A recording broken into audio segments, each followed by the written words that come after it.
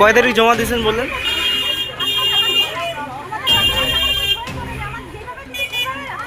কোথায় জমা দিয়েছিলেন? এখনো পর্যন্ত কি অন্নপূর্ণা ভান্ডারে টাকা পাইছেন?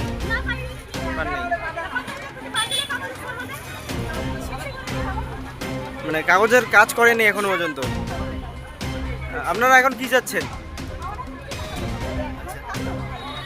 স্যার, এই যে দেখতে পাচ্ছি আপনার অফিসে ডিম থেরাপি পশ্চিমবঙ্গে যে বর্তমানে চলছে, সেটা আজকে আমাদের মেখলিগঞ্জ পৌরসভাতে হলো। আপনাকে ডিম মারা হলো, মানে কী কারণে মূলত?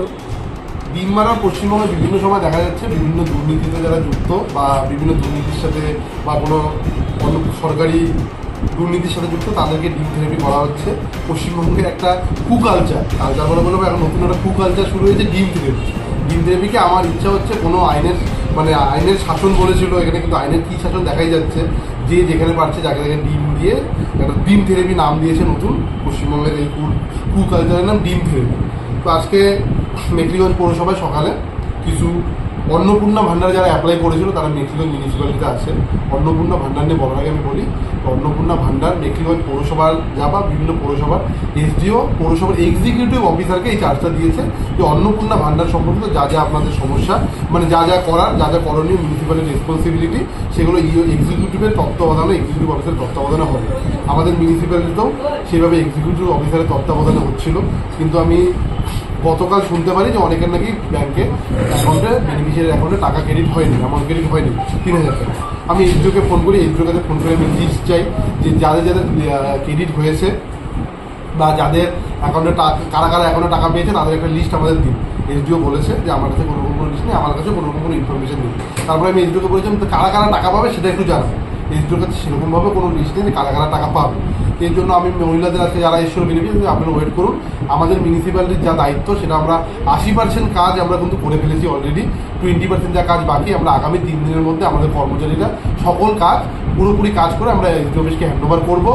তারপরে কে টাকা পাবে কে টাকা পাবে না সেটার দায়িত্ব মিউনিসিপ্যালিটির কিন্তু নেই, পৌরসভার কোনো কর্মচারীদের কিন্তু সেটা নেই। পৌরসভার কর্মচারীদের দায়িত্ব ফর্ম জমা নেওয়া, ফিল্ড ভেরিফিকেশন করা, ডেটা এন্ট্রি করা। আমাদের ডেটা এন্ট্রির কাজ 80% অলরেডি সম্পূর্ণ, 20% যেটা আমরা আগামী 3 দিনের মধ্যে করবো। এটা আমরা বলেছি, এসডিও জানে সেটা, এসডিও কাছে রোজ রিপোর্ট যায়, বিভিন্ন মহলে বেরোজ রিপোর্ট। কিন্তু তারপরেও কীভাবে কিছু মানুষ এসে, কিছু পুরুষ মহিলা, এরা হয়তো আগে হয়তো কোনোদিন লক্ষ্মীর ভাণ্ডার পেত, কিছু পুরুষ এসে অন্নপূর্ণা ভাণ্ডারের নামে এখানে আসলো, হেনস্থা করলো বিভিন্নভাবে। আবার এই কালচার যেটা বললাম একটু আগে, পশ্চিমবঙ্গের নতুন একটা কালচার ডিম থেরাপি এখানে করলো। একটা যেখানে চেয়ারম্যানের কোনো রকম কোনো ভূমিকা নেই। অন্নপূর্ণা ভান্ডার নতুন সরকারের একটা প্রকল্প, সরকারি প্রকল্প, সরকার বলেছে সবাই পাবে, সেইভাবে কাজ হচ্ছে। পৌরসভার যে দায়িত্ব পৌরসভাকে দেওয়া হয়েছে সেই দায়িত্ব পৌরসভারা সঠিকভাবে করছে। হয়তো সার্ভারের প্রবলেমের জন্য কিছু সময় এন্ট্রি করতে একটু দেরি হয়েছে, বা কিছু এন্ট্রি করতে 80% কাজ আমাদের কমপ্লিট। এবার অনেকে এমন আছে যা ডেটা এন্ট্রি হয়ে গিয়েছে তারপরে কিন্তু টাকা পায়নি, এরকম কিন্তু আমাদের মেখলিগঞ্জের বিভিন্ন জায়গায় এরকম কমপ্লেনও কিন্তু আসছে। কিন্তু তাই বলে এইভাবে একটা পূর্ব পরিকল্পিত একটা ছিল চেয়ারম্যানের প্রতি দুর্নীতির কোনো অভিযোগ নেই, চেয়ারম্যানের প্রতি অন্য কোনো অভিযোগ এখনো পর্যন্ত আনতে পারিনি। তাই নতুন করে একটা চেয়ারম্যানকে হেনস্থা করার, পৌরসভার কর্মচারীদের হেনস্থা করার নতুন একটা পন্থা অবলম্বন করলো, ডিম থেরাপি করলো। মেখলিগঞ্জের সাধারণ মানুষ, সমগ্র পশ্চিমবঙ্গ মানুষ দেখলো কীভাবে এই কালচারটা পশ্চিমবঙ্গে দিন দিন, যেখানে ভয়হীন পশ্চিমবঙ্গ হওয়ার কথা ছিল, সেখানে কি চলছে সেটা দেখছি পশ্চিমবঙ্গ।